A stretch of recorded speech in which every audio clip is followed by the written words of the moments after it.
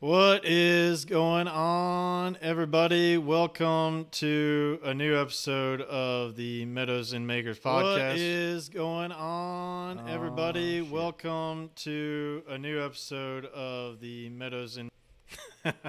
Sorry about that. Welcome to a new episode, and I am live on YouTube and Odyssey right now, so I just was able to get all that figured out right before I came on stream tonight. But there you go. There's my Odyssey channel that you guys can go check out as well. And I am also streaming on the YouTubes.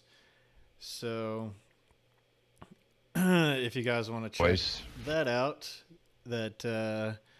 you guys can go to my my YouTube channel is the Tinker Tribe on YouTube, the Tinker Tribe. But anyway, I'm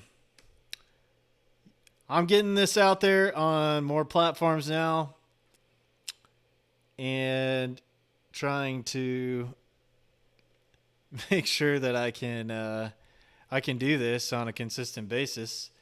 I am kind of screwing it up because I have to. I guess you gotta like change the titles and all the things when you go live and all that. I'm getting this out there on more platforms now, and I'm still trying to figure out how to maybe monitor everything as it's going on all at the same time, and the chats and all that kind of stuff. So yeah, anyway, I just checked that. I just checked everything out. Looks like I'm streaming everywhere that I'm supposed to be, and it looks like everything is in order in one way or the other, and except for actually here in the audience on Discord. So you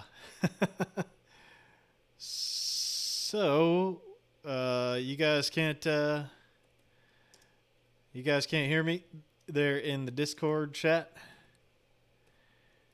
Hear me over here? All right. So, anyway, guys, over this last weekend, I got to hang out with one of my buddies, and we went and looked at some property that he's thinking about buying up in Tennessee, rural part of Tennessee. Tonight, the plan for the show is that I wanted to talk about some preparedness things, and there was recently a pretty good video put out by Curtis Stone on what you could do to continue forward with your life and what's going on in the world, as there's seems to be this time that we're living in where society is going to break apart into two separate things. And that's kind of what I want to talk about tonight. It's like a bifurcation of society, of human society, and one part is going to go down the path of like the technocratic, one world government, NWO, central bank digital currency realm, and all that kind of stuff. So, or in the other direction, that you're going to go down the path of actually being being on this planet and being part of nature and connected and being fully a human being. So yeah, the one direction's kind of like this transhumanist direction, where everything you do, everything you're working on is all monitored 24/7. And the other direction is that you're working on your own stuff and you're self reliant. You're not depending on the system. And I kind of wanted to talk about like what you can do to put yourself in a better situation as far as which direction do you want to go. Do you want to go down that path? Do you want to go down the technocratic, transhumanist path, future that has been planned for they, them, those, the powers that should not be, have been planning for all of us? Or do you want to go down your own pathway and let that, let that go? But it's going to come with, diligence, and it's going to come with, your own responsibility to getting yourself in that place where you can live outside of the system for the most part. And so I wanted to talk about that tonight. Like how do you build your own arc? And that's what the topic I wanted to try to cover for the most part tonight is how you do that and how you start stepping your way closer to that. And this style, it's not going to happen overnight, but if you understand where we're all going, and you can see the writing on the wall with all the, tyrannical dictates that have been going on for the past 2 years with the pandemic and lockdowns and all of that kind of stuff. If you could see the writing on the wall in the direction that we're all going in, then I would say that you'd want to do something different for yourself. If you can see that big picture, then you got to start making a plan on how to get yourself free from that situation, or as free as you can. So I think there's a certain amount of things that can be done for individuals that want to go in that direction. And that is the very first thing to think about is to get your skills up, to get some type of tradable skill that you can use in your local area, and how you can provide value to others that would be in a group of some kind, a community of some kind, that you can help each other out to be a support system when this full agenda rolls out. Like, I would say that a lot of folks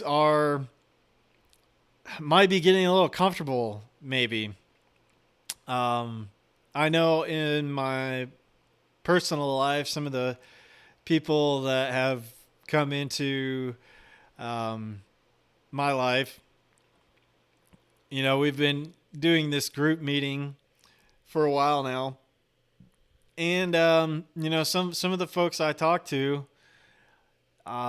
recently have told me that their life's doing pretty good right now. And, for people that have been preparing over the years and are in a situation right now with everything that's going on in the world with, increases in the costs of all the everyday things that most folks need to get by. The cost of food going up. We have the cost of fuel and energy going up in pretty much all areas, all places around the globe.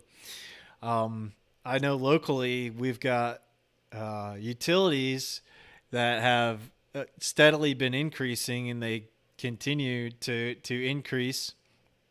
And so, it's basically putting a lot of folks into a situation where you're not going to be able to keep up with the rising costs of everything. And so I think this is, leading into that system of things like a central bank digital currency, which I have talked about in the past.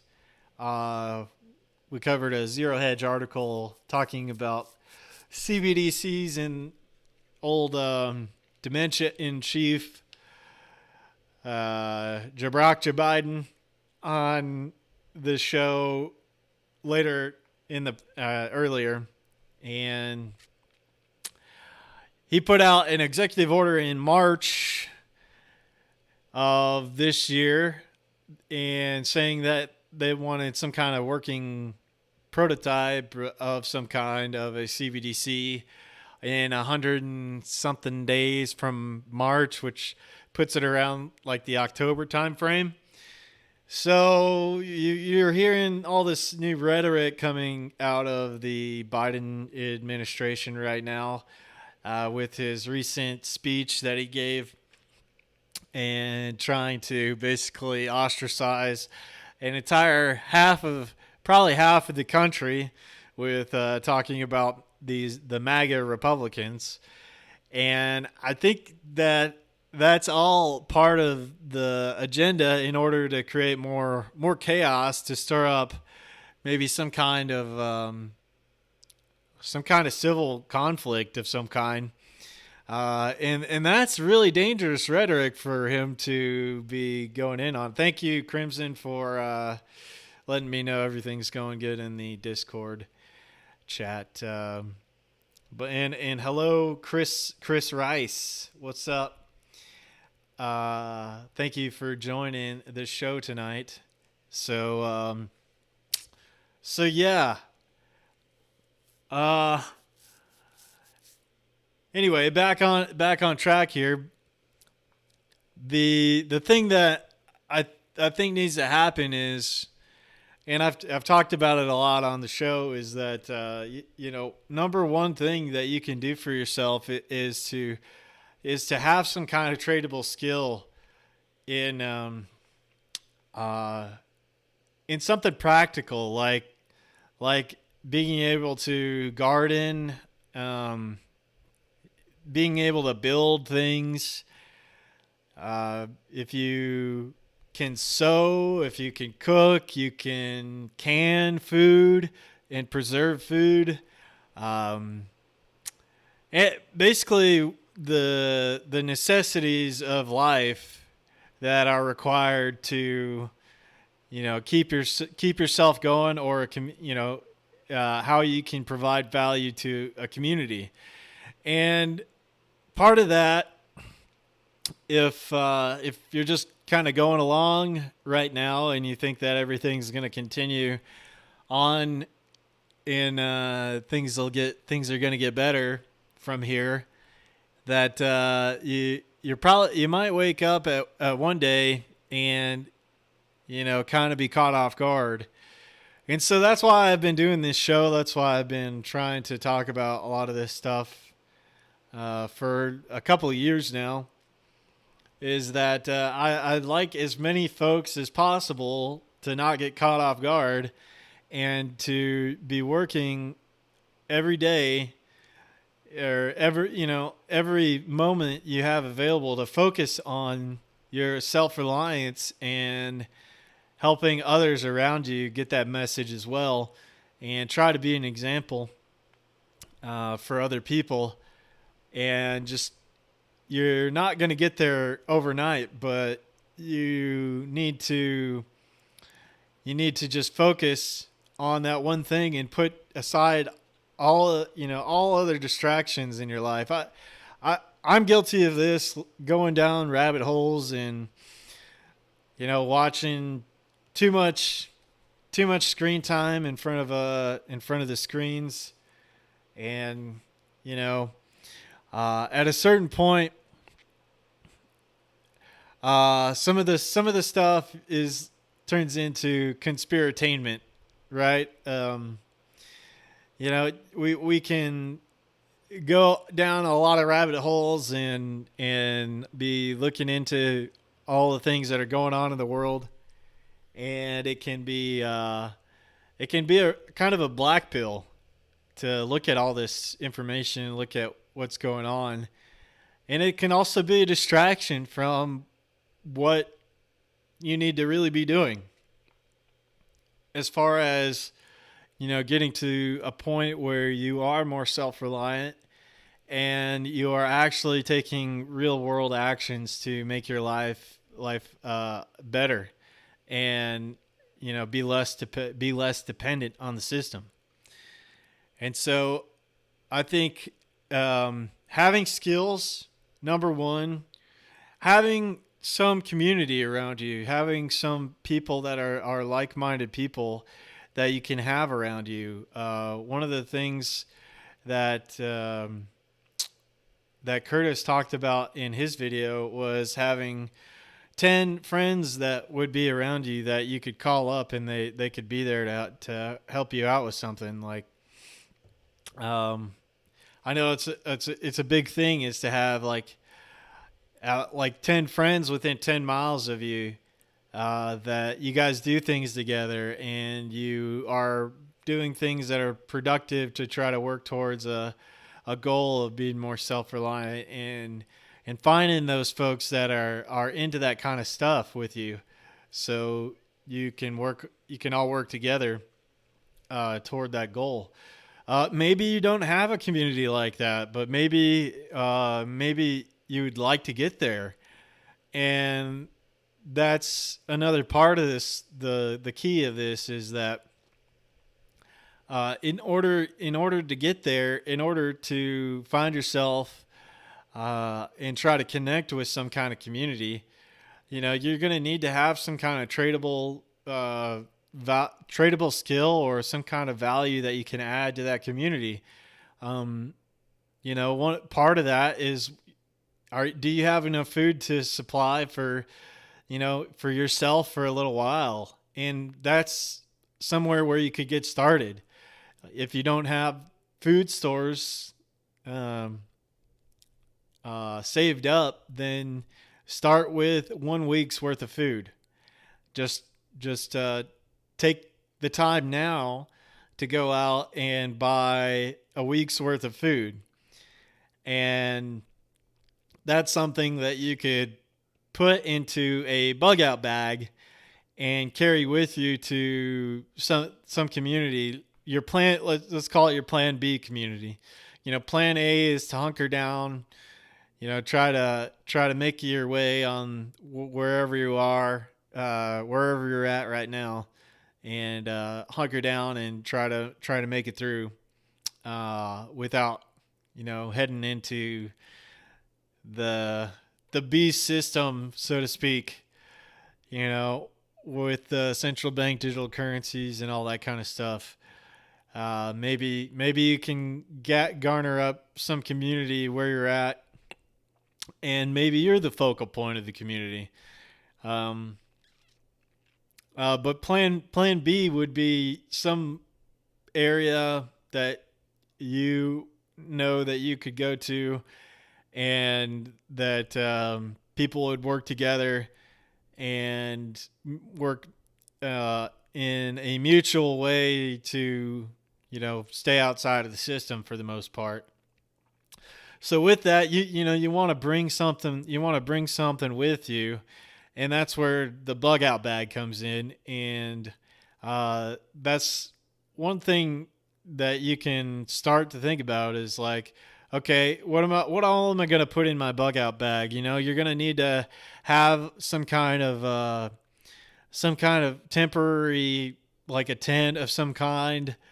Some food that's going to get you by for a little while. Good thing to think about also would be things like seeds. If you can bring seeds with you to help with gardening efforts. Some basic tools. If you have some equipment that you could bring as well, that would be helpful. Maybe if you have things for construction. Some of these things that would be helpful for a community. First aid, trauma kit, something like that. Um, basically, like some basic things for survival. Ways to start fires. Um, some way of being able to cook and and be able to cook the food that you brought. Um, Ways to stay warm. Uh, so that's one thing to think about. Is do you have that set up already? Do you have something like that set up already for the Plan B type scenario? Like you got your Plan A. Most likely, everybody's kind of doing the Plan A, which is to keep doing what you're doing and continue chugging along as things are. And then Plan B is like, oh shit, well Plan A fell apart, and now I got to do something else. So, uh, so that's what I wanted to talk a little bit about tonight. What is really important, I keep talking about is community. One of the ways that we've been building community in my local area is by having once a month meetings, and we've been we started the group by getting on the Freedom Cell website and finding just a couple people that were interested in starting a monthly get together. And from there, it's grown, and we've created a Telegram group that folks can join if they're in our area and they're of like mind. And that's the way that we can communicate with each other and coordinate new meetings, new venues, things like that, and continue to meet with one another and help each other out through different events.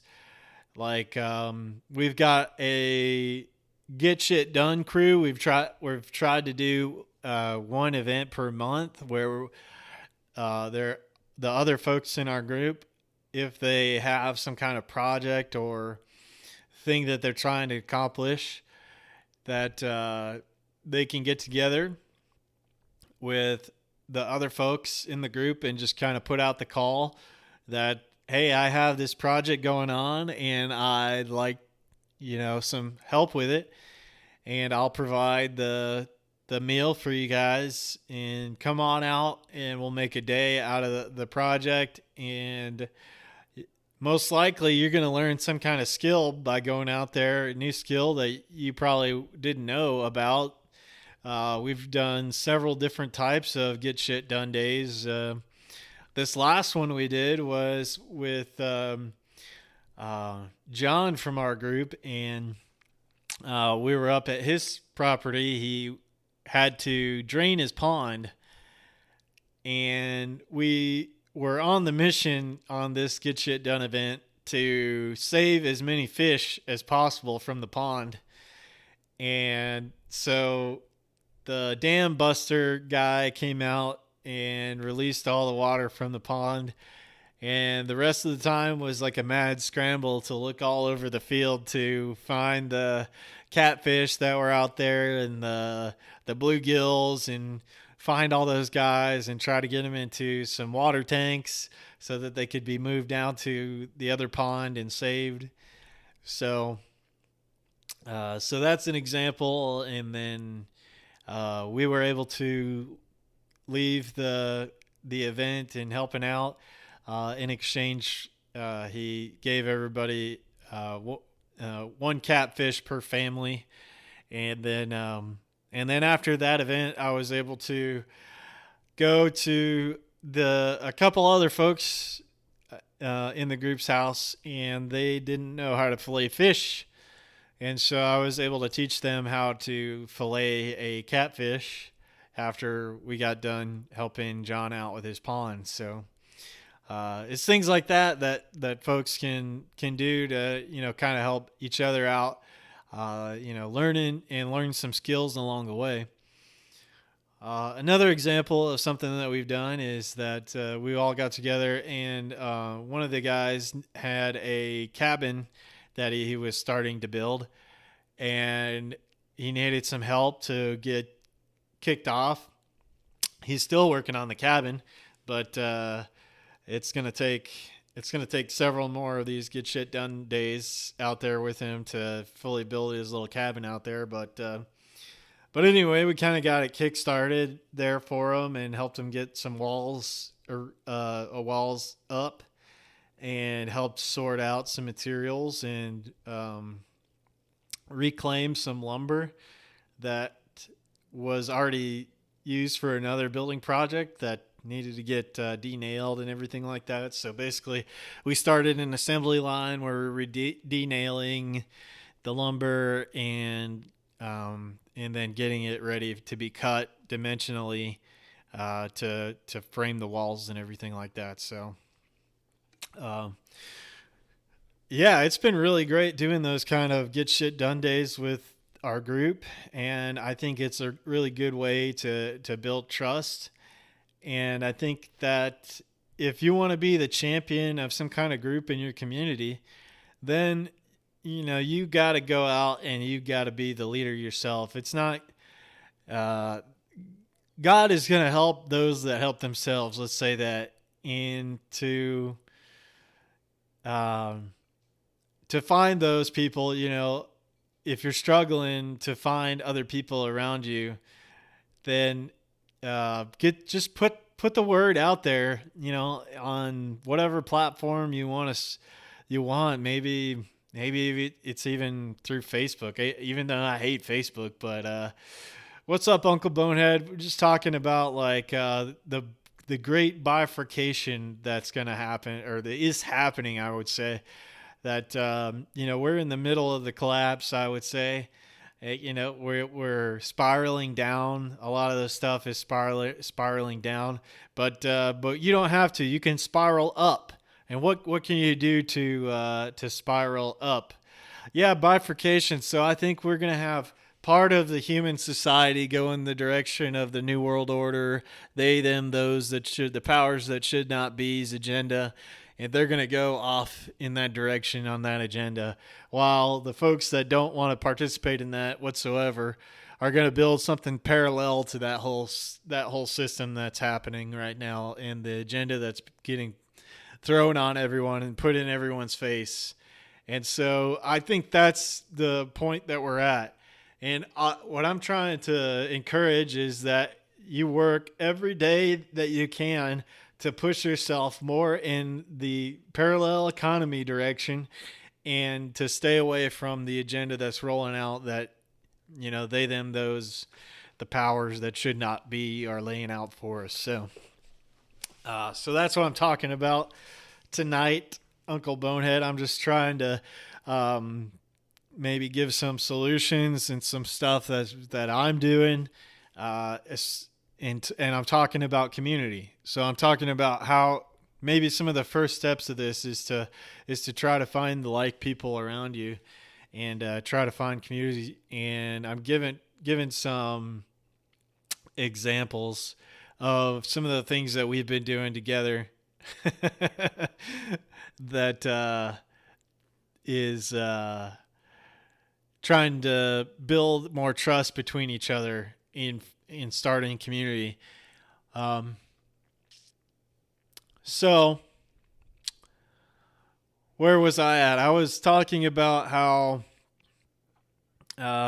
you gotta be the hero of your journey, right? So nobody's coming to save us. I like how a lot of people will try to put their faith in a single person, and you didn't derail me, man. I'm good. I'm staying on the topic. I'm going down the old talking about how you how people put faith in in one person. I don't think you can. Like anybody that says that they have all the answers and is going to fix everything for everyone, you want to run away from those people and at least ask some serious questions. Um, and don't just blindly follow people. I think you got to be the hero of the story. You have to be the change that you want to see, right? And don't wait for somebody. Don't wait for something to happen that's gonna change everything. Like the white hats in the government are gonna save us from the government. That's not gonna happen. It's hopium, and it's a way to get you distracted and keep you from saving yourself and the other people around you. And it's a consistent effort that has to be applied in reality. Once you know that this plan is heading down the path that it's going, and you don't want to be a part of it. And in order to get out of that, you're going to have to put consistent effort in towards building community, getting self-reliant, and staying out of that system in all kinds of ways that you possibly can. A big part of that is going to be skills that I've talked about just here earlier, having some kind of tradable skill so that, if you have to join a community at some point, we're all kind of going along and just trying to make it right now in whatever jobs that you have out there. But I think it's going to be important to team up with other people. And like I was saying, if you don't have a community going right now, you need to get one figured out. And if you're listening to this, I know that you're a leader and you can be one of those people that can start a community in your local area. And all it takes is to just, put yourself out there a little bit, describe your intentions, that you want to have some like-minded folks that believe in, a voluntary existence, that would like to start meeting on a regular basis and see how you guys can provide mutual aid or something along those lines. And, just see if you can get a few people together. I think that's just the nucleus point. There has to be a champion of some kind of group. There has to be a champion that's going to be there, that has a dedication to it and wants to see the people in the group succeed and thrive. And for anything like that to be successful, you really need one person.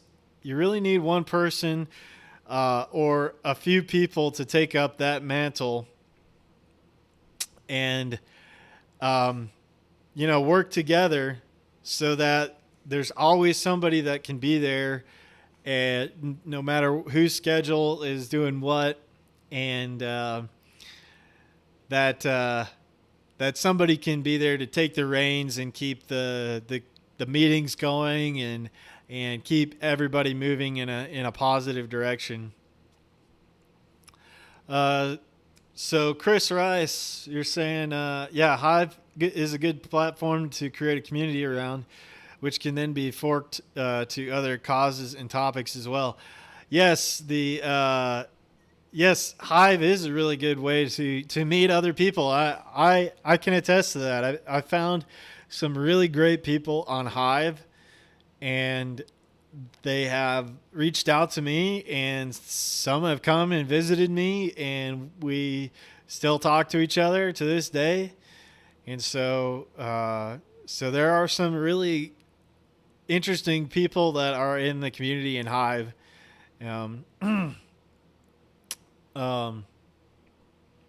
So Chris is saying Hive Philippines resulted into D-Buzz and some of the best friends you ever met. That's great. Yeah. Um, I have been broadcasting in the this community on MSP Waves for a long time now, and I really enjoy everybody in the community, and being able to come on here a lot of times has been really therapeutic for myself to get to hear from you guys, because I know you guys are uh, all thinking um, outside of the box. You guys are a lot of open-minded people that are seeing a lot of what's going on in the world. Um, let's see, Chris Rice is saying it might be because communication is organic without AI social engineering. Yeah, yeah. That's quite possibly why there's folks that can actually discover people that are doing cool stuff that uh, and the ability to be able to make some money with your content, whereas the big tech platforms, they take all your data, but they give you nothing in return. And I guess except for building an audience on their platforms. But Uncle Bonehead is saying joining Hive is the best decision I ever made. I love it. Can't imagine social media without it now. Yeah, I I left Facebook at a certain point, and then I started to do the blog on previously on Steemit, and now on Hive. I haven't been posting very much on Hive, but I've stayed in the community and continued this podcast since 2018. I do believe in I do believe in the alternative forms and parallel economies, so that we can, be able to support folks, especially activists, and keep free speech alive. And we have to do that. We can't wait for somebody to come up with a solution. We have to be that solution, and work in the direction that we want to see, and that is off the big tech platforms and onto alternatives. And Hive is one of those alternatives. That's a great way to get your content out there and get rewarded for posting your content out there onto the broader internet. So, uh, yeah, Uncle Bonehead is asking if Chris is still in the Philippines. Moved to the Philippines in 2009. Haven't been back to the United States since. Nice.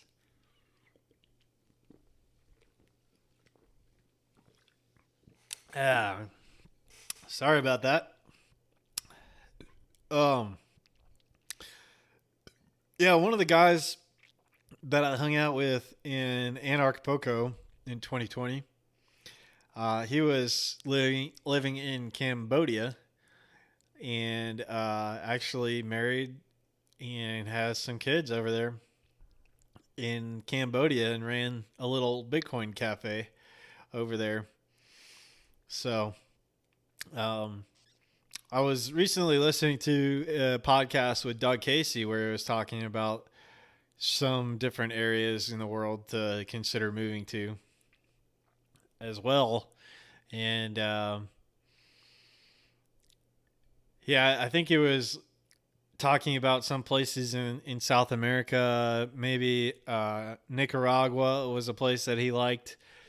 And then I guess he's betting on Argentina in some way, that they're going to turn things around in Argentina. Right now, it seems to be pretty chaotic there in Argentina, but he's looking for some kind of a change over there in Argentina. Uh, yeah. Furthest you've been from the States, Uncle Bonehead, is Toronto. I'm kind of similar. The only place I've been outside of the States is Acapulco, Mexico. So I haven't been very traveled myself, and would like to do a lot more of that travel. Um, what's a good way to increase the community on Vim? I think that the best way to do it is to create content, create compelling content to put on there. I think, and to get the message out to more folks to say, hey, come check out this over here on Vim. I think, but it'd probably be a good idea on how to increase community on there, or you know, one good way I think is to actually have a podcast like this and bring on folks that are already on Vim and start to do see if you could bring them on and get some interviews and see what got them into creating content and why they like to create their content and things like that. That's a couple ideas, but it is good to create some community on the internet. I feel like it's even more important to create community in your local area. And while you have your community online, you really do need people that are close to you as well, that can be there to lend a hand and be able to head your way if needed. So it's good to also have that local community. I will say during those times in 2018, 2019, my life was kind of going in all kinds of different crazy directions. I quit my job and I was renting out my house that I was living in on Airbnb and just trying to figure out how to where to take my next step and where to go next. And doing the podcast on the regular basis and doing that was the one thing that was that I was pursuing that stayed constant. And it was really good to have a community here. The folks that were listening, it was like going to see a therapist, I would say, and just getting some of my thoughts out to you guys on here. I know I talk about this a bit on the podcast.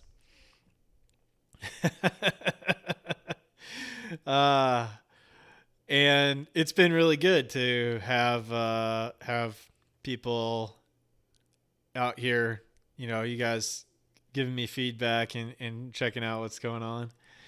Let's see, Uncle Bonehead saying the biggest problem is there's not enough viewers, basically streamers watching other streamers. Need to branch out to other platforms and then pull them to Vim. Oh man, Rondon's saying Vim's biggest problem is Bonehead streaming on there, scaring everyone away. Yeah, man. So, yeah, stream to multiple platforms. Yeah, don't just rely on one platform. Get your stream out to as many platforms as you can. I'm doing that right now. I am streaming to both Odyssey and to I am also streaming to the MSP Waves site and to YouTube. So OBS, you can set that up now where you can stream to multiple websites. Rondon's saying that he's not sure that's a good approach to stream to multiple places. So why so? Why so? Wouldn't you want to get your content out to the most places that you can? Or should you focus on one platform and then kind of build your audience there, and then I don't know, what do you guys think? What do you guys think about that? I think it is good to get the if you want to get your message out to to more folks, I think that it is important to get yourself out onto multiple platforms. Um, let's see, Rondon saying it can be in certain circumstances, but in many cases, small streamers just split up their audience in many places, and algorithms don't favor small numbers. If you force them all to one place, you can get more traction. Then after you build a solid base, then you branch out. Okay, I can see some. I can see some argument there. I can see your argument there. Um, but yeah, it depends on what your goal is, I guess. Like for me, I just like to get the information out there, and I think probably the best way for me is to get that information out as far as I can, and that's why I'm experimenting now with doing the multiple streams on multiple platforms. So I'd say, yeah, interviewing other people is really good because yes, you can bring their audience over to you, and then they're going to get to check out your content, and you'll be able to kind of have some of their audience, once they're familiar with you and they like you, come on over and see what you got going on, and yeah, and they put you put the content out on their platforms as well. So yeah, I think it's a really good way to build an audience is to do interviews. So yeah, it definitely is. The interview content, you got somebody that you can bounce off of, and you get to pick their brain and get to see what motivates them and how they're how they've come to their journey in life and everything like that. I like doing interviews. My struggle is just being able to line up my interviews.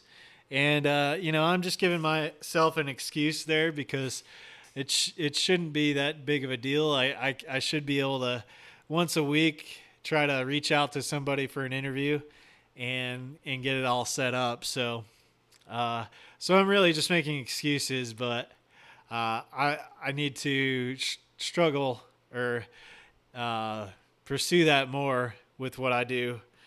Because there are a lot of people that I would like to bring on the podcast and interview, and I just make these excuses on how I can't get interviews lined up, but I just need to do it. So, a good person to interview, in your opinion? That's something that Jeff Berwick talks about, even though I don't think he's aware of David. Let's see. David Roylance, Daily Wisdom, Following the Path of the Buddha. I will check him out on the YouTubes. Subscribing to his channel. So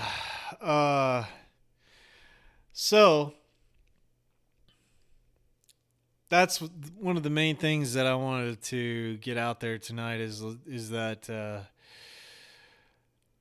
maybe some examples of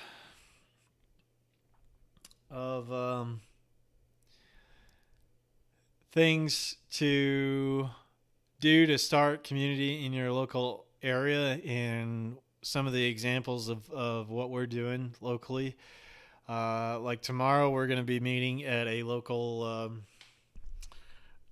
bar, and we're going to be talking about what I just covered a little bit here on the podcast, which is having a bug out bag and having a plan B for if we need to team up. Who's going where? Do we got a buddy system going on? Or are folks going to have a somebody that they can go to, somebody's place that's got some land or whatever that can, can work on a farming operation on and stuff like that. Uh, so, if you guys were gonna put a bug out bag together, what would you throw in your bug out bag? Is a question for you guys. Let's see. Chris is saying he's very willing for open interviews. In your opinion, saw a local person in the Philippines interview him, and he's open for direct DMs. Find a niche, eat food helps. Learn karate. Learning karate. Yeah. Yeah, I'll check out his content. Uh, he sounds like he might be an interesting guy. Whew. Buddha was definitely an interesting person. Um, some of the things that I have thought about with the Buddha, and especially like our human nature, I believe is to suffer in some ways. That through suffering you grow, and if you didn't have any suffering, if you just had bliss and peace, or no challenges in your life, that you would probably go crazy. You would probably have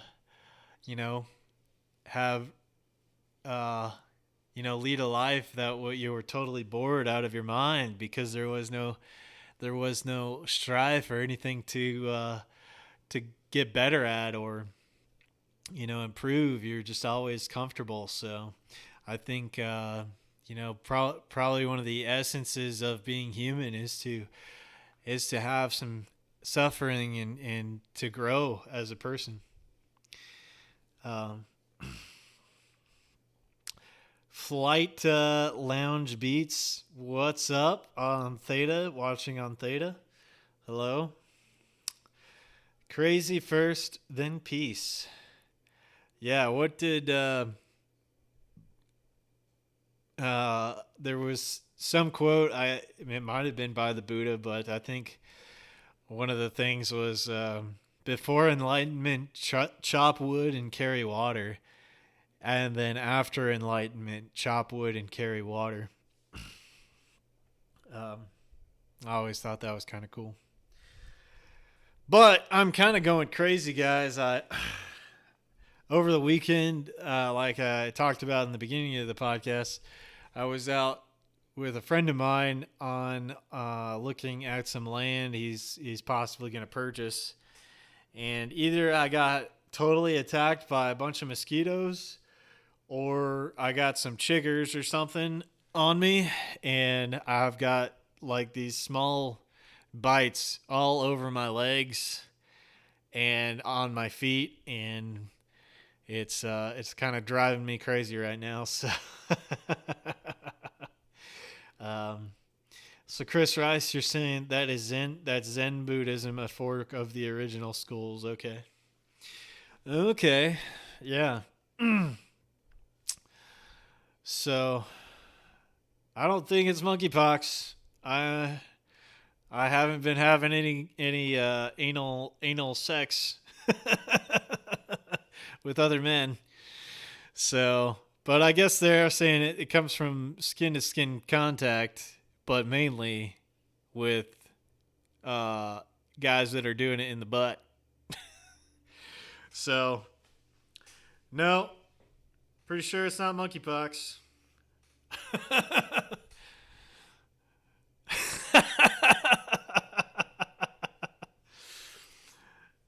Yeah, pretty sure it's not monkeypox. It's I think I just got eaten up by some mosquitoes or something, man. But it sucks. Is the thing about it. Sucks real bad too. And it's really itchy. So, uh So yeah, those we were talking about some examples of the stuff that we've been doing as a community, and so yeah, we're meeting up at a local brewery, and once a month we get together and talk about different topics. We usually try to start off our meeting with some kind of skills presentation of some kind, and then move on from there. And Steven Crowder had a pretty funny thing about monkeypox. I think he put on Twitter that it was like pretty much a gay disease, and and he got immediately taken down off of Twitter. So uh, so they don't like people talking about that for the most part. but but yeah, guys. Um, yeah, do what you can every day and continuously work towards building your own arc, and every day in every way try to get better, and just incrementally over time as you continue to work, you'll start to see the products of all that hard work and what you're doing to grow in a better direction.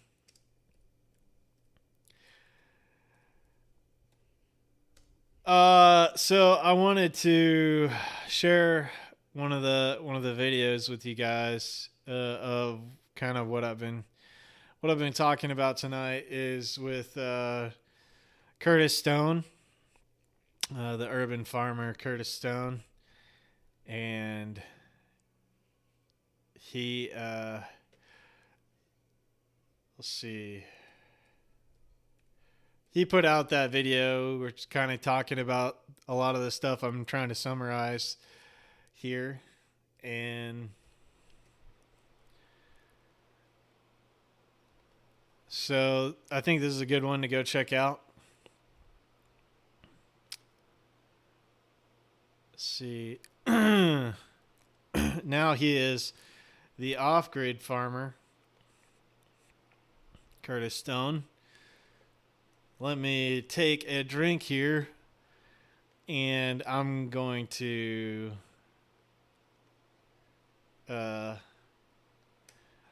queue up this video with you guys, and now I'm going to play this for you guys a little bit here. Back to building an ark. People always say that money doesn't grow on trees, but food does. Yep.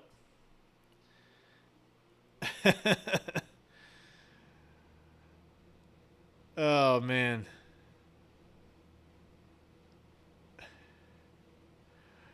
Yeah, I think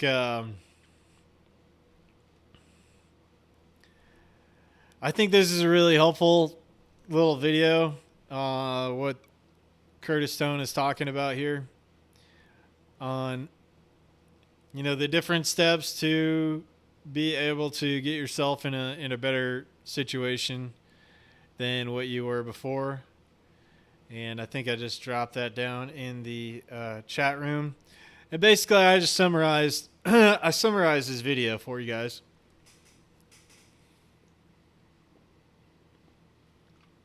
Sorry, I'm gonna need to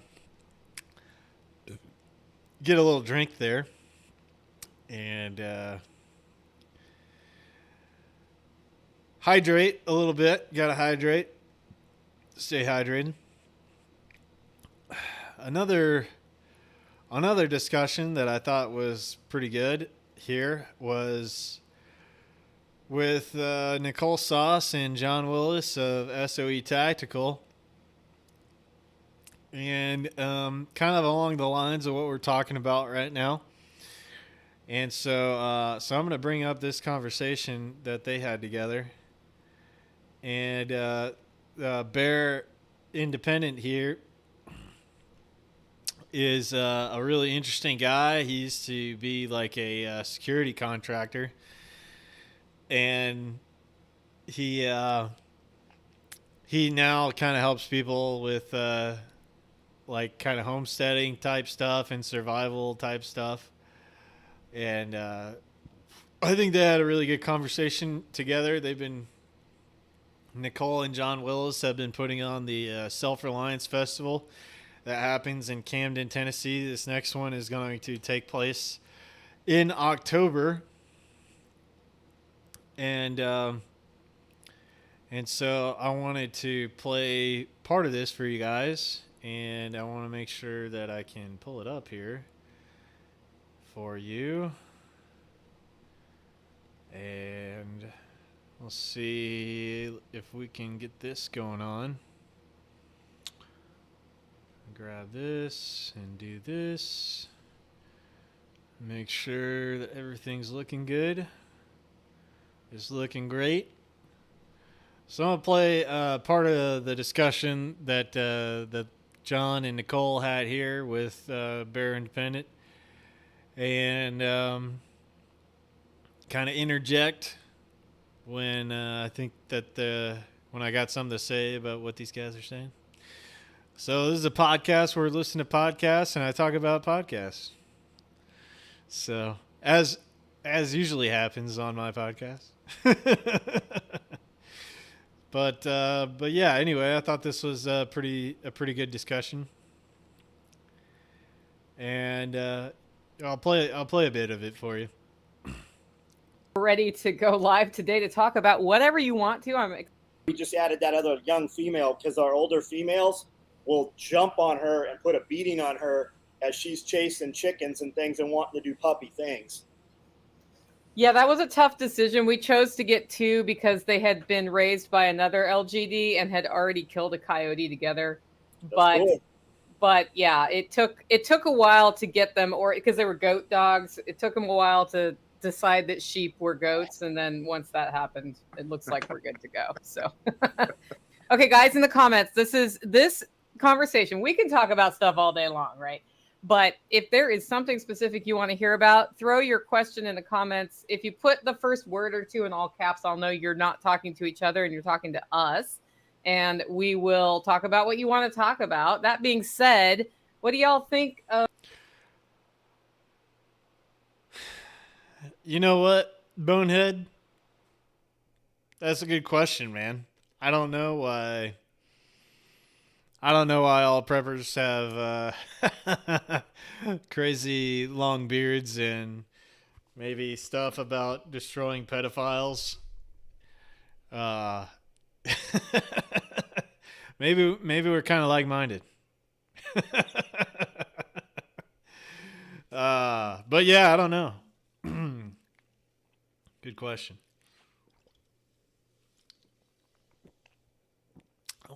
Mine's because I always wanted to be a Viking. And that's why I grow the long beard. Now I just got to get in like Viking berserker shape. That's the next step.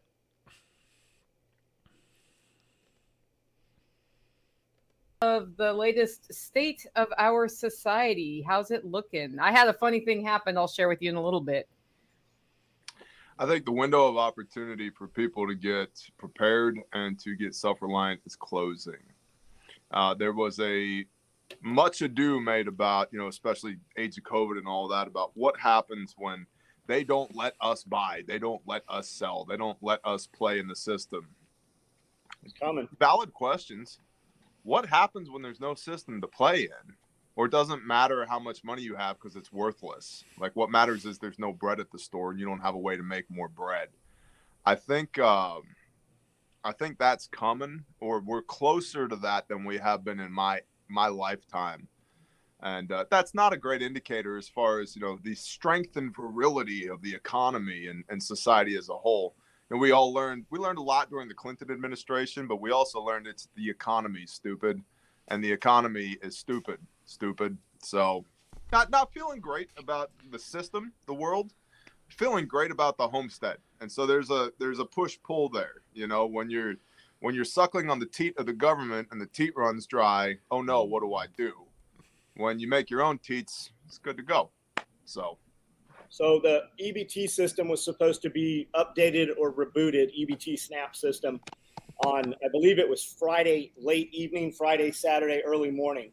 But that didn't exactly happen. For hundreds of thousands of people, it was off also on Saturday, from my understanding. Amanda, my wife, spoke to some people at Walmart and said, hey, what's going on with this? And she said, it's absolutely baffling that I am 60 years old and am still working after I've retired at Walmart, and my husband holds a job and runs a business. And we still are careful of how we spend our money and how we eat. But people who are getting money from the system are coming in here with $200, $400 shopping carts, and it's full of just junk food, and it's got steak. Oh, Uncle Bonehead, you got a good comment there that it's possible that the powers that be will back off, let things cool off, then start again later, similar to the distance between 9/11 and the COVID scandemic. Yeah, that is that is a possibility. But I think it's prudent to be proactive and not get lulled into a false sense of everything's okay right now, so it will continue to be similar to that in the future. I think that it is important to oh, sorry, Chris. Yep.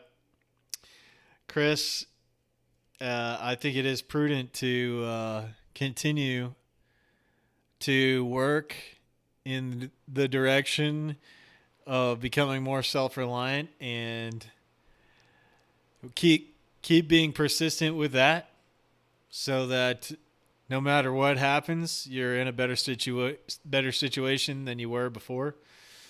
So drink. All right. Well, I don't have a beer or anything, but I do have some water with some iodine in it, so I'll drink some of that.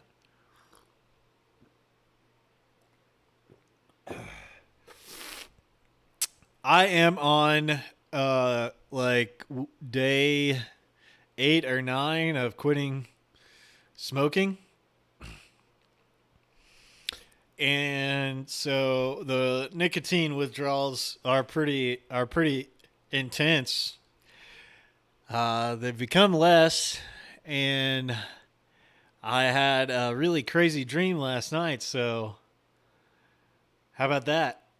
Going through nicotine withdrawals. I think last night, I can still remember part of the dream was summiting a mountain, and I was with a crew of mountaineers that were really experienced mountaineers. And we got caught in a situation where I was like with this team, and there was some kind of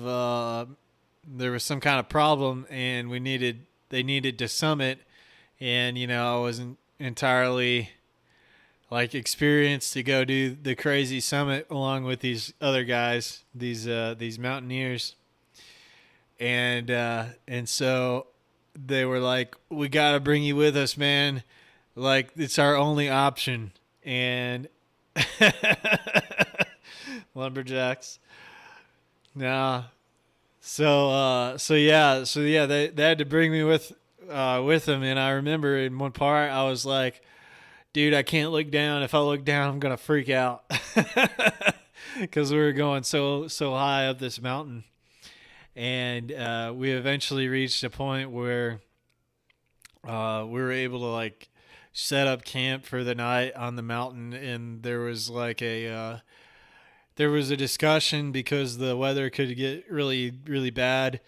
Like, if we continue to use like this power source device or whatever to melt the snow to increase the depth of a cave that they'd created or whatever, and or try to seek another maybe safer place, and was kind of coming to the conclusion that like we had to hunker down in our spot for the night. But anyway, that was the dream. It was kind of a vivid dream. I haven't had a vivid dream in a while, but maybe it's because I'm quitting smoking and I'm trying to come up with crazy, weird adventure dreams in my brain to help me get through that or something. I don't know.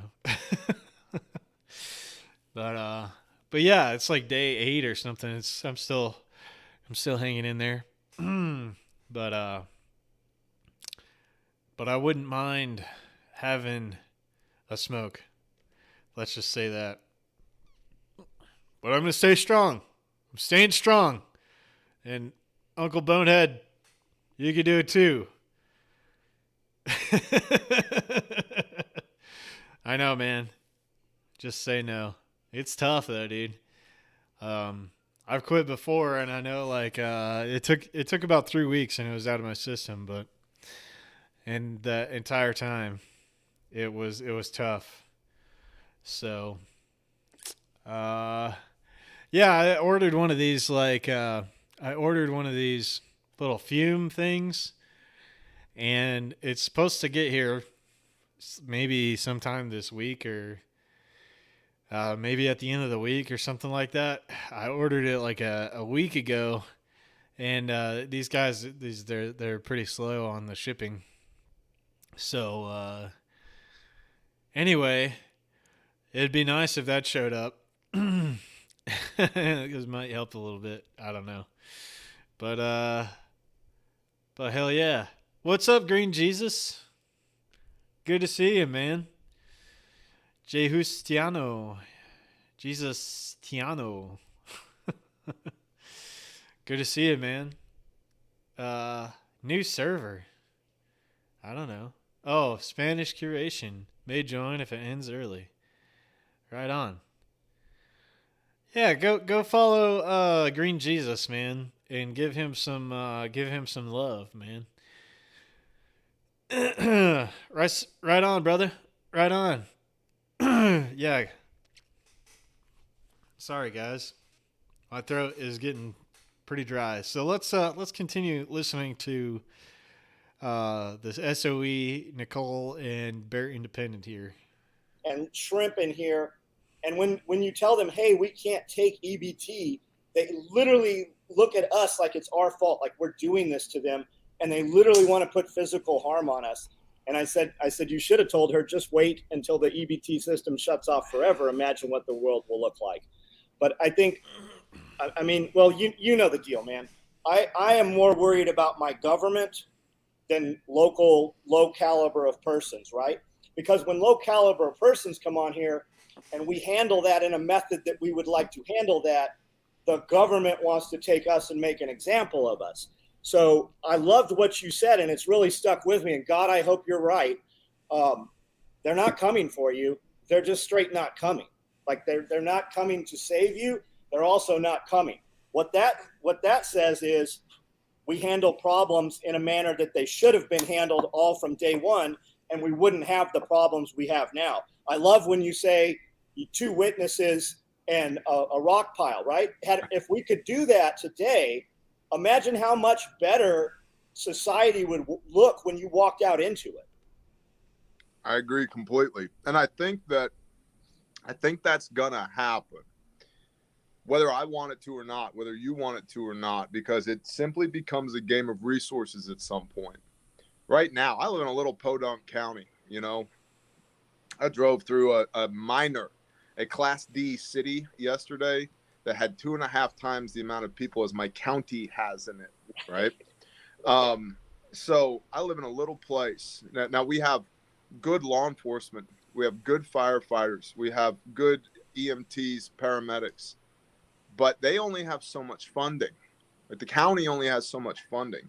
And so people are constantly saying, well, when SHTF happens, I'm like, dude, I think we're more in the frog in a pot of warm water than we are the frog's on fire and so's the house, right? It's not in one acute event. And that's what everybody's looking for, because we've been conditioned to look for those things by all these prepper novels and these TV shows and these movies. It's one event that wipes civilization off the map. It's like, historically speaking, that does happen. But historically speaking, what happens much more frequently is systems just devolve to the point where they don't work anymore. And then you have to make your own systems. And part of that system is a system of governance. Like, we know this guy is killing people. We're going to kill him before he kills anybody else.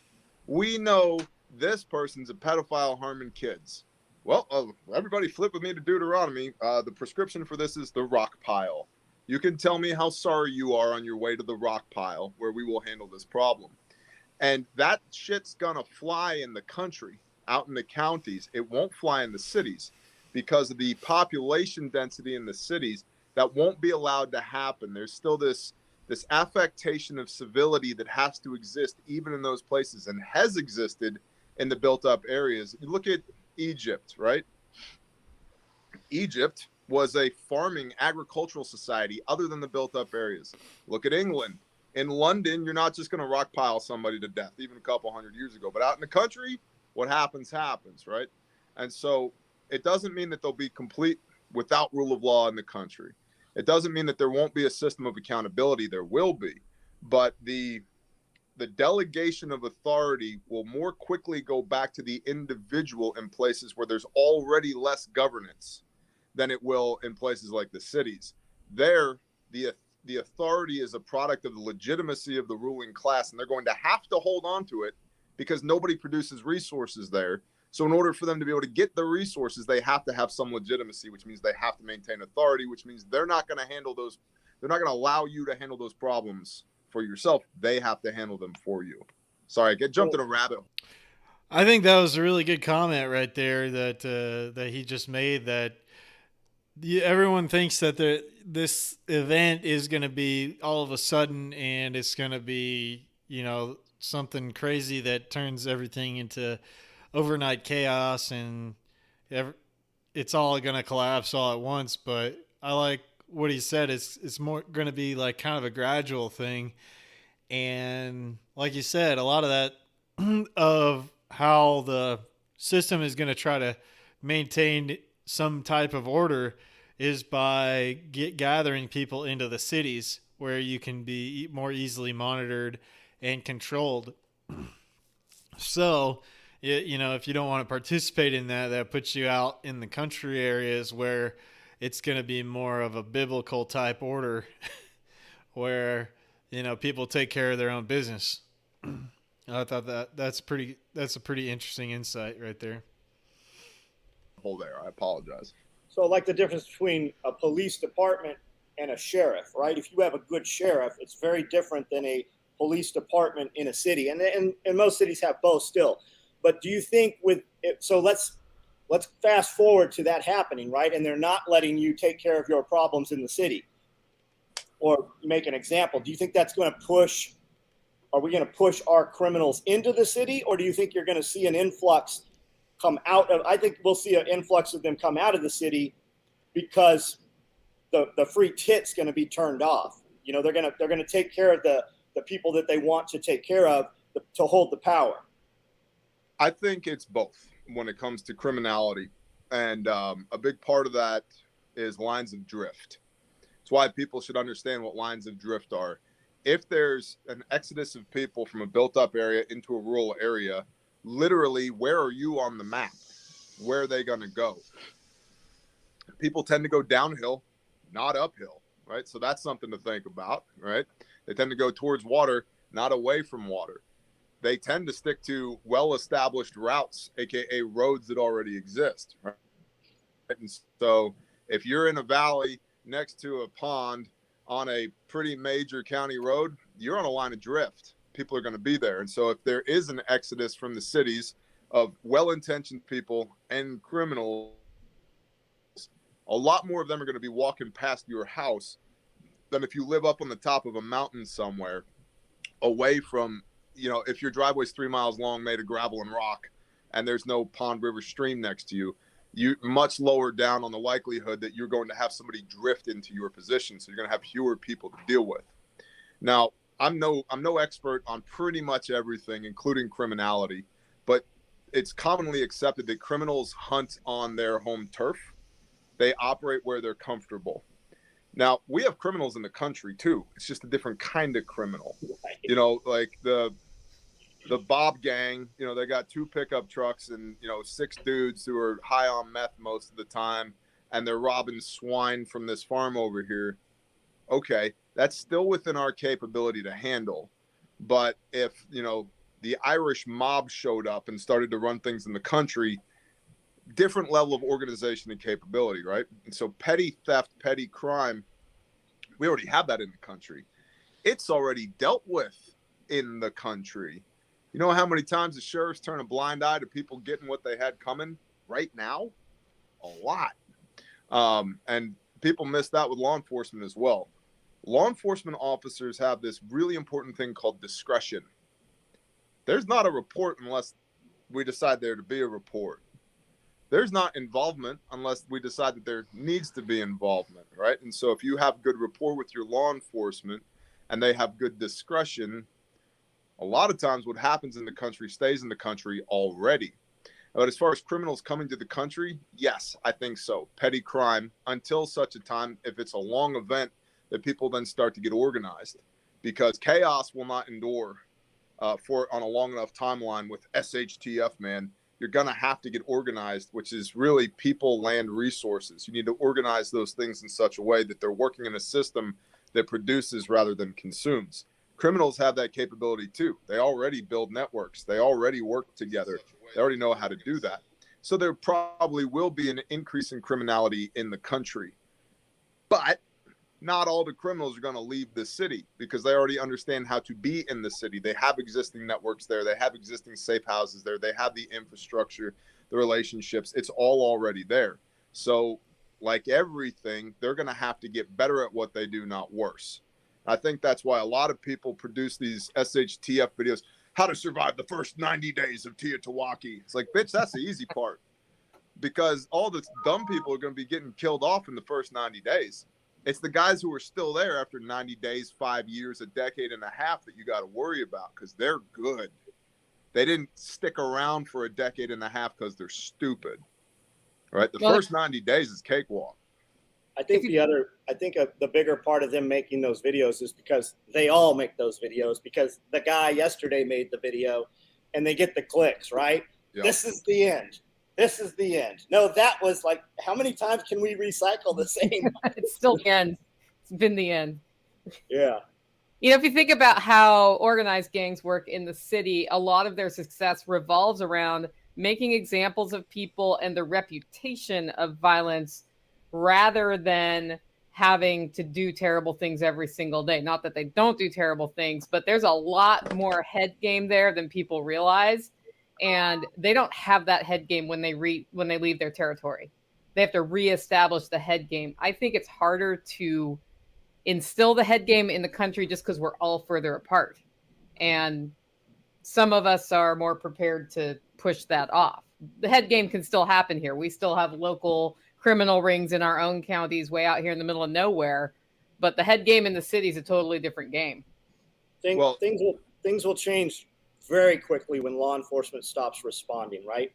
When people's homes start getting set on fire, cops stop coming to work to defend their homes, and you have the big mob still going to the watering hole, which is Walmart, right? They're on the Serengeti Plain there. And I mean, you're seeing it all over the place on the news every day. I think the only thing holding society together for the most part is fear of punishment, right? We walk amongst people that would harm us on any given day for absolutely no reason. And it's a false sense of security. But when law enforcement says, hey, you just had the chief of police in Atlanta come out and go, hey, 911 can't help you. You better come up with a plan. So all of a sudden the mayor starts arresting all these gang members and these rappers over these crimes that they're talking about. But who is it they're protecting? They're protecting the $5 million homes in Buckhead and the movie stars and the actresses who have been home invaded. It's not to protect the population. It's to protect their rich friends. And you're going to see it happen. And when it does, it's going to be that little thread is lit, and it's going to start burning the whole shirt up faster and faster. And as soon as they come out and go, hey, we can't help you, that's just a signal. I mean, you're seeing whole flash mobs right now on whole city blocks in California and Washington and Oregon, where they're literally showing up like the Purge and just destroying these buildings and looting all these stores. Yeah. And see, that's another beautiful thing about the country. What are you going to burn down, asshole? Like, there's no Neiman Marcus here. Right. Best of luck, you know? Right. And to Nicole's point earlier, what you were talking about is hard power versus soft power, right? The threat of violence, hard power, is often what keeps people in line. Just like what John's talking about, the threat of suffering the ramifications, hard power, is what keeps people in line, which gets you back to soft power, which is, coercion, influence, etc.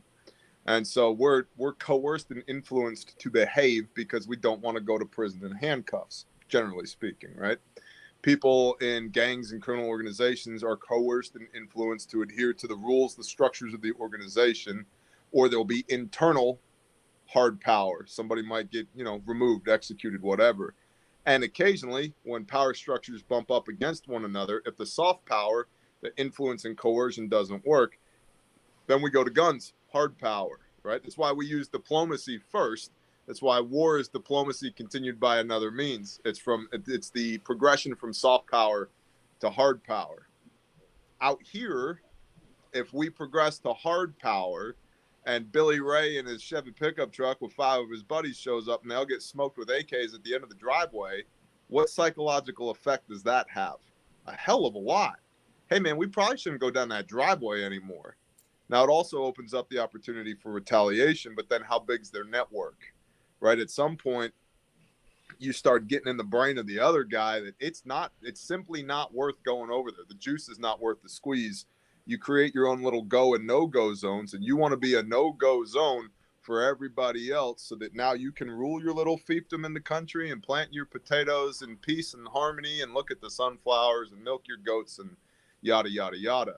And so there's this delicate balance with preparedness that we need the soft power. We need to be able to work together, influence and coerce one another positively, have that positive effect on one another. But then you also need the ability to project force, the hard power, that if somebody brushes up against you and they completely disrespect your soft power, cool, you got some teeth. You can do something about it.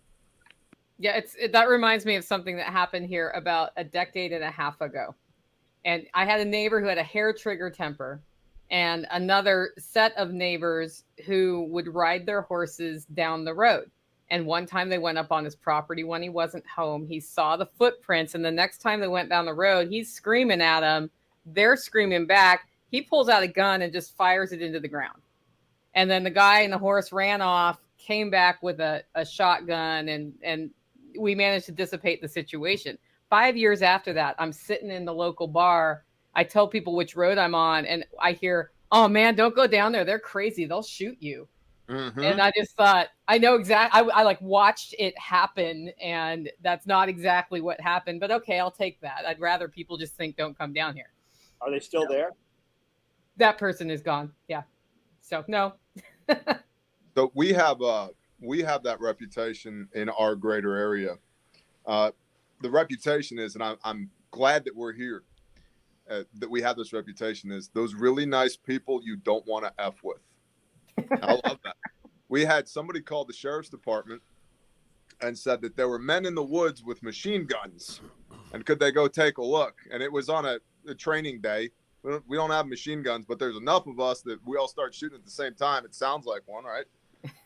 And so I'm friends with the sheriff, and got a deputy telling me this, and he says to me, he says, "Hey, do you live over by such and such?" I said, "Yeah, that's me." He goes, yeah, we got a call about that." I said, "Well, what'd you tell him?" He said, "Ma'am." Yeah, it froze. It'll unfreeze in a second. I missed the punchline on that one. None of my effing business.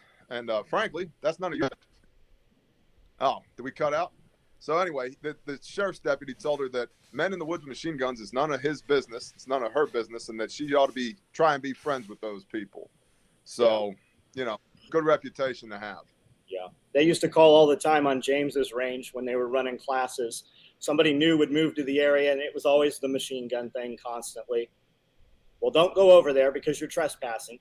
Yep. Say hello to them when you see them in town,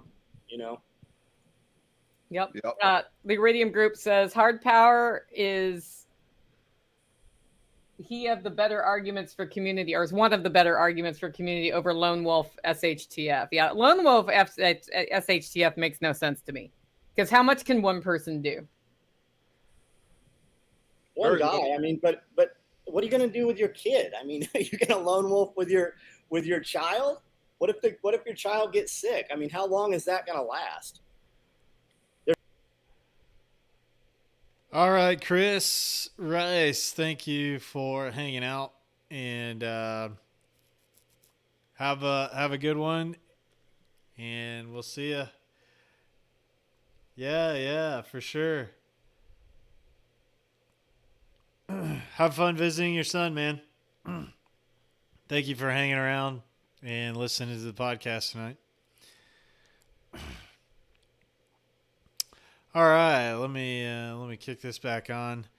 I like what he was saying there about the difference between, kind of balancing the soft power and the hard power. Like, people need to know that you're not gonna be a pushover, and it's good to have a reputation as, people that aren't just gonna be pushovers.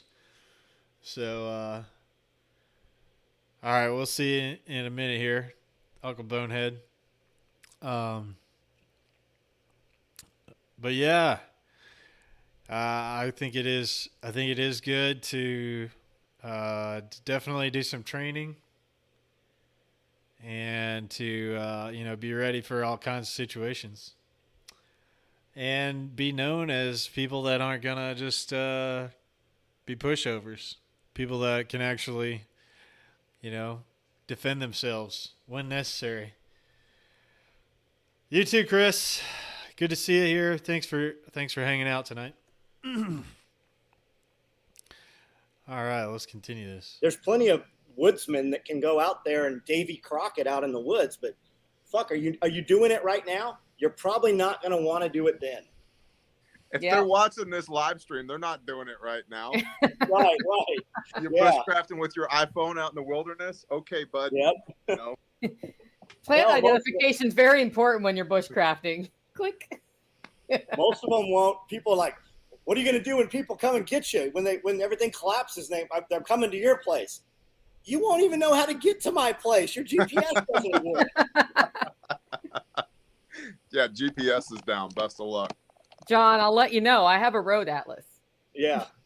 Go try to find some road map, like Thomas Books, I went to a bookstore to buy Thomas books for our areas and surrounding. They don't exist anymore.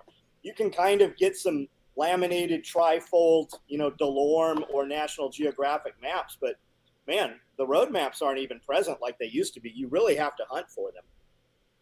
I got mine on Amazon. Right on. And then I wrote down all the important places I might need to go in it, because I figure if I need to go there, I'm not going with my GPS. Yeah. So yeah, it's an SOP for us in vehicles. Every vehicle has to have at a minimum maps of the state we're in and the states that touch the state we're in. But I like the big atlas as well. I got all 50 states. I can go wherever the hell I want to go. Yeah. Yep. Of course, you have to know how to read that map, and we have stopped teaching our children how to read maps. I think it's a really fun experiment when I go somewhere. How do I get there without GPS? I'll challenge myself to do that. If I get lost, I have GPS. It can bail me out, but knowing in advance, it's a good habit to get back into that I used to do before we had GPS. So, I love that little bit of trepidation you get when you're like, I'm lost, I'm gonna die, and the zombies are gonna be like, oh shit, I know where I am now. I love that. I do that a lot as well. Yeah, Mike Vertrees says there are maps at truck stops. I bet there are. That's actually you got to go to the back where the trucker stuff is. Yep. They're usually not sitting present up by the registers any longer. And they used to be in every grocery. Yeah, like the welcome to the whatever state rest stops when you cross the state line. They'll usually have free maps of that state in there as well. And so you can pick one up, just grab them. They're free. Yep. Then keep them filed. Roads change a little bit, but they don't change that quickly. And usually they're adding them, not eliminating them, although that just depends on your area. Well, a lot of people can't even ascertain where north is anymore. That's a good point as well, is to have some backup maps in your vehicle at all times, so that if something does happen, you can't use GPS and You know, you don't have your mapping um, device that you could still find places. I know for all of the folks that are in our little community, I've tried to make it a point to know how to get to their places just by memory, and so I would be able to navigate to where they are if I needed to without any kind of map or anything like that. But that's a really good point is to have maps on hand so that you can find uh, your route to whoever you're going to meet up with, whatever is your plan B scenario, or you know, to get yourself in a better situation. Without a compass or the compass app on their phone, and that to me is kind of sad, but whatever. We're a product of our upbringing, right? And so I know where north is everywhere I go because I can just look around, know what time of day it is. There's the sun. Okay, I was traveling in this direction. There's north. Good. I can navigate with that. Is it as accurate as having like a Sunto map compass? No. Or a Carmanga? No, it's not. But I know where north is. I can move. I have a sister who I love. You ask her where north is, she points up. Because north is, up on the map. It's like, no, it doesn't work that way. It's out, not up. So yeah, something I thought would make a really good fundamental skills video series is the things about maps that people who had to use maps know, like odd numbers are not on the same side of the road as even numbers, how the highways are numbered in our country, and just all of these little things that that help you find things on a map that if you've never had to read a map, you have no idea. I watch young kids looking for a house number, not knowing if it's odd. You just keep looking on the odd side of the road, and they're looking both ways. And I'm thinking, well, you just needed to know that one little piece of information that apparently we don't teach anymore. So I think it'd be cool if somebody did that. I'm not going to do it. So just throwing that out there as an idea to a content creator. Thank you. How, like, those little things make a huge difference. See, I don't have the production level. I don't have the patience for that. And so I guess, John, it's on you. You got to make this video about maps. So I make if I have an idea and I don't make a video right then, if I even sit down and like, okay, I'm gonna eat lunch and make a video, I've already lost it. Like that motivation, that wind is out of those sails. And if you give me a script, that's going to be the worst video you've ever seen. That's why I don't sit down when I do these videos. I'll literally put my head down here and go to sleep if I sit down. I have to move, and it's got to be real. It has to be genuine. The 12:30 live will be of John Willis falling asleep. Yep. That would like catch everybody off guard. Like a live stream of you sleeping. Like, yeah, you put me in a car and I don't have a computer in my lap, I'm asleep. Yeah, absolutely. Yeah, that's an SHTF indicator. If you're sleeping on camera, like take the helmet, put on the helmet. It's about to get bad. Yeah. That's one code. You got to have your codes in your underground networks. That's a good passphrase. How's John? John's asleep. Oh shit, Yeah, Autumn Dawn says we did orienteering with the Cub Scouts, so that's good. Yeah. That's really good because it's funny. I feel like I'm becoming the old grumpy lady who's complaining about kids these days don't know how to do all these basic things that seem super necessary. Yeah, Uncle Bonehead, man. Good to see you back. Missed you a lot. Yeah, I appreciate you being here, man.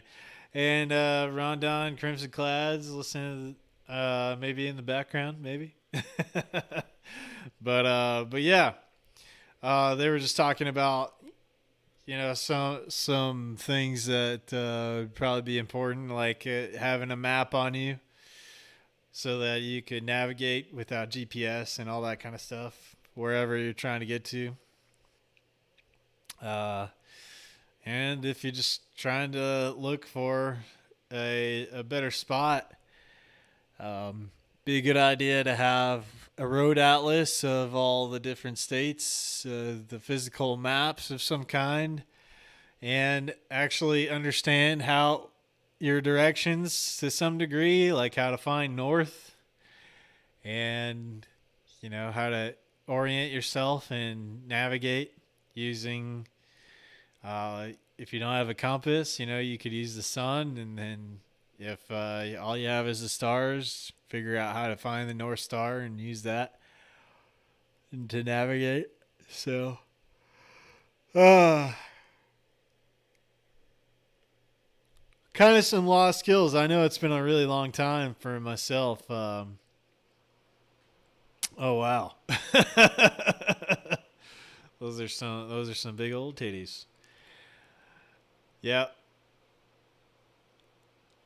So the thing about it is that it's good to know how to orient yourself and how to use a map and a compass. But the sun rises in the east and sets in the west. Some kind of some basic depending on what time of the day, should be able to orient yourself according to the direction, according to the sun, can help you. And so I've been losing my voice, so I'm going to continue to play this video. Necessary. And I remember when my grandma went through that phase. So I've become my grandma. But I when just I don't say, feel like a grandma yet. but when I say kid, I mean 30-year-old person. Yeah. Like, I don't mean children. We can still teach the children, especially if they're around us. It's the children's parent. As far as map skills, man, we could run a 30-minute, hour-long map and compass course where you just go find some shit buried in an ammo can or whatever. That's totally easy to do. And once it's fun in the beginning, and once you know that, then it's something that just stays with you forever. Oh, maybe we should bury something really good at Self-Reliance Festival. Hell yeah, I was just thinking that. Yeah. Geocaching, right? Yeah. That'd be awesome. That'd be fun. You should do that at the next Self-Reliance Fest. That'd be awesome. Put something cool in there. Yeah, what would we put in there? That's the question. You could just put ammo in the ammo can. That shit's like finding gold these days. True story. I'll throw in a couple 100 rounds in a bear fac. You just let me know. I love it. I saw Permapastors was on here. I see Life Done Freeze on here. Hello guys, how are you? Awesome. Yep. Permanent Pastures is here. Yep. Yeah, Billy Bond. That's Billy a Bond good is in the dude. house. That's a good dude right there. When we were doing that expert panel at the last Self-Reliance Fest, he was standing next to me, and every time somebody would hand me the microphone, I'm like, what he said? Like, he nailed it. Like, I agree with it, but I don't need to talk. Everything he said was 100% on point. And which was cool because, like, I never met this guy before in my life, and I'm like, this is like, it was like that Step Brothers moment. Like, did we just become best friends? They're like, this is great. And it's super cool. That's why people should be going to that event and events like that, because a lot of times what we know is like the preparedness community is the people in the comments down below. It's like, no, there's actual real people. Like, they have real names and they have real jobs and real lives that think and feel and act the same way you do. And you need to start crossing paths with those people and forming relationships with those people, because you want as many of those people around you as possible when things get stupid. And it's like, when GPS doesn't work, your friends on the live stream aren't going to work either. Like, you need real people. And so it's worth the price of admission from a networking standpoint alone. To say nothing. Yeah, that goes back to the point I was trying to make earlier, is that it is good to have those folks in your life that are around you, and to go to events like the Self-Reliance Festival. And I can't say enough about going to that event. It is really good. You make some really good connections with folks from all over the place, and there was people from all kinds of states that were there that are moving in that, in their own direction of self-reliance and pushing themselves to get better every day and work on that self-reliance, and being able to talk to folks like John and Nicole and Bear that were there, and Billy Bond that does permit pastures. All these guys are doing stuff, and they're actually taking action in the world to make their lives better, and also getting the message out to people to give them the skills to hopefully get them in that direction as well. So I can't say enough about getting out to some of these events. And the next event for the Self-Reliance Festival is going to be in October. And I believe they have a website for the Self-Reliance Festival now. And it is selfreliancefestival.com. And you can find the tickets there. They're doing some different an interim event. Let's see. Plants, Guilds, and Trees is going to, I believe that's going to be with Billy Bond, Perm Pastures Farm, and he's going to be doing a special workshop there on September 30th, and that'll be in Camden. And then on October 1st and 2nd, the Fall Self-Reliance Festival will happen there in Camden, Tennessee. And it looks like they're even doing a VIP ticket for if you want to go and hang out with the speakers and do dinner with the speakers and chill with all the folks that are going to be talking at the event. They just keep growing this. They're continuing to grow this event. I think it's going to continue to grow and do very well because they are sharing some really good information here at the Self-Reliance Festival, and get to meet some really good folks that have been trying to help other people get to a good situation themselves. Yep, it's in Tennessee. It's in like western part of Tennessee. Rondon, if you want to go, man. They've got free camping on site, so if you show up and you let them know that you want to camp, then there's a place in the back of the venue that they'll let the folks that want to camp go set up their tents and everything and camp out on site, so you don't have to spend a bunch of money getting a hotel or Airbnb or anything like that. So it's a pretty cool event. And, especially if you're like, traveling around and maybe trying to check out some of these different conferences and stuff, I think it's a really good opportunity to meet, other like-minded people. So go check out Self-Reliance Festival. And, Rondon, if you want to go, let me know, man. 'Cause I'm planning on going, and, maybe we could meet up there. So let's continue on. Nothing of the value that you're going to get from the presentations and the speakers and the ability to just to be around your people. From a networking standpoint alone, it's cheap at twice the cost. So just encouraging everybody out there, go to the Self-Reliance Festival. I loved it. It was awesome. Yeah, we can't wait to drag you back there if we can fit it in your schedule. Guys, those tickets are at selfreliancefestival.com, and it's October 1st and 2nd. There'll be 500 to 900 of us in Camden, Tennessee. And Bear is right on. Like the networking, I think the networking is the most important part of any event you go to. And if that is not an important part of the event you're going to, I don't know why you're going. Because your relationships are your stability. Your relationship savings account from a preparedness standpoint is one of the most important things you can have. Like, imagine you've worked all along to have your homestead set up so you're producing food and you've got your systems in order. There are two of you and one of you falls off a ladder and breaks a leg. Yeah. If you don't have friends nearby, it's now down to one person in your family dealing with everything.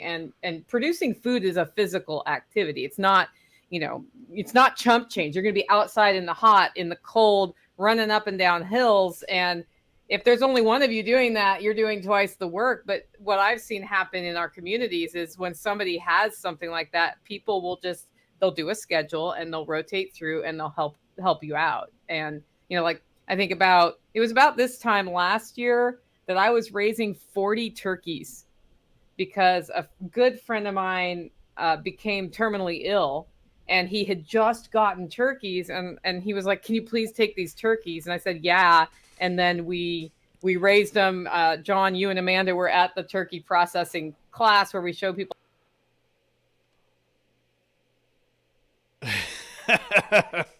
Going to Vegas, huh?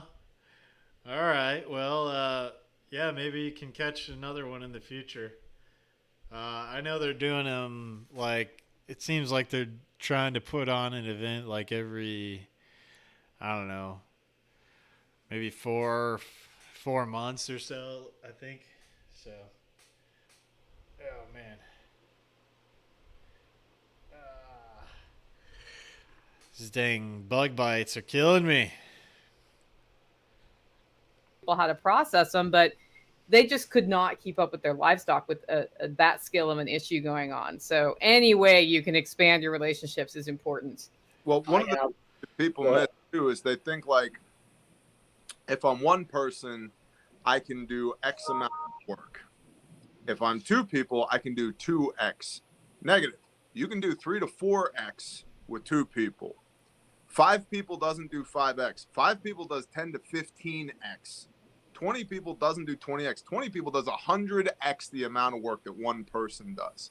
And so it's not a linear progression in capability. It's an exponential progression in capability. And if you don't have people, if you don't work with people, if you don't work on teams or run teams, you miss that point. Like, people are incredibly important for all the reasons, but just from a production standpoint, like Nicole was talking about regarding workload, we got to get stuff done. 2 people is not 2X. 2 people is 3 or 4X. Mm-hmm. 5 people is 15X, because now we're working together. You gain a lot of efficiencies. You lose a lot of inefficiencies when we work together, or you diversify so that now you're developing subject matter experts on each thing. It's going to take me 4 times longer to go in the garden and plant potatoes than it is this awesome young lady that we have who's part of our tribe, who, like, she lives for gardening, right? I can do potato stuff. I've done potato stuff. I'm much better off letting her handle it. She's better at potato stuff. When it comes time to do hood rat shit, she's much better off letting me do the hood rat shit than her go and do it.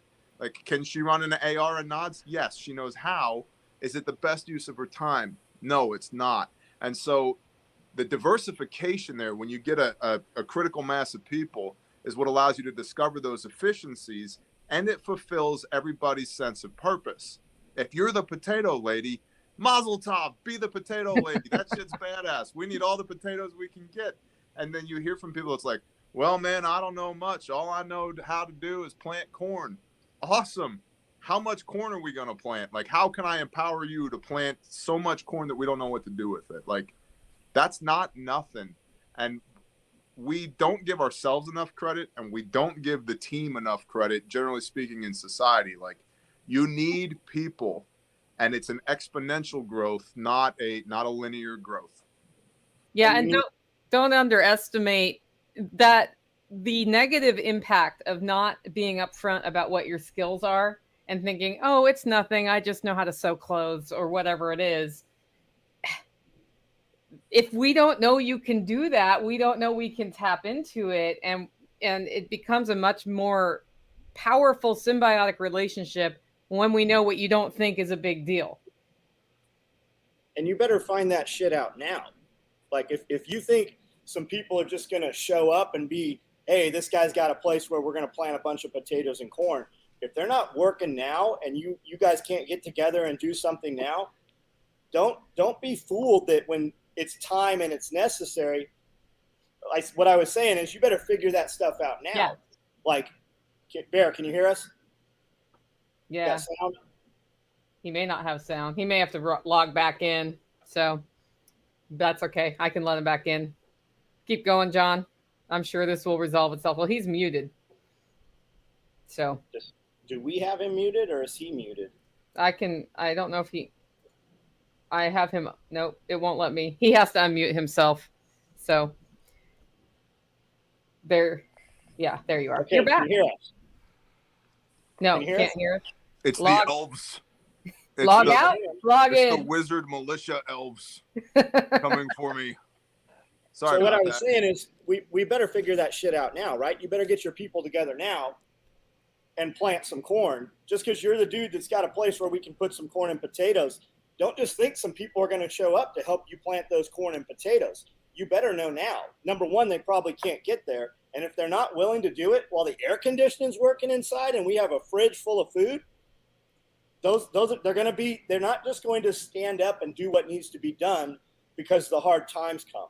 You need to sift that out of there now. Those people that are lazy now, they're going to be lazy then. The guy who won't work out right now and get his physical fitness in shape, he's not just going to shrink because of lack of calories. He's not going to have, when he starts losing those calories, he is not going to have the energy to do the physical stuff that has to be done.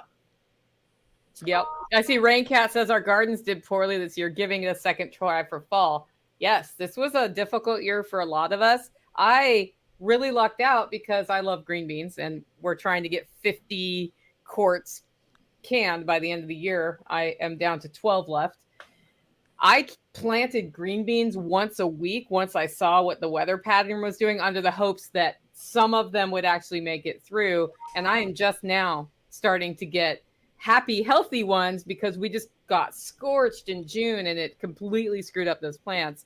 So when you have a bad garden year, if you keep planting things, sometimes they pop up at weird times and start doing well. And you will not know that if you are not practicing gardening all the time. You don't just start gardening your first year and it's a huge success the first time you ever tried. And it's a good thing because I really needed that food. Yeah, I will say that we had a unexpected dry period in our area of Alabama this season, and it did take its toll on the gardening efforts, but we did okay with growing some butternut squash. We've got a bunch of the butternut squash and cucumbers and peppers and some tomatoes and some summer squash did pretty well this season. So that's a good point about getting a fall garden going now. It's a time that you could be getting some stuff in the ground, especially like cold weather crops like some of the cabbage and broccoli and onions is even something that can you can keep going over the winter. Like if you can mulch over onions, they'll survive throughout the winter, and you can harvest them come in the spring and everything. So something to think about. But yeah, if you guys want to continue listening to that podcast, that was a really good episode. They had a pretty good discussion about everything that's going on in the world right now and trying to get yourself in a better position. Like I'm always trying to do, keep being persistent with your goals and efforts towards becoming more self-reliant. And we'll see you guys next week on another Meadows and Makers podcast. And love you guys. Hope everybody has a wonderful rest of your week and enjoy whatever you got going on and continue to, be persistent in your efforts. So thank you guys. We'll catch you guys on the next for next week's episode, and y'all have a great one. Peace.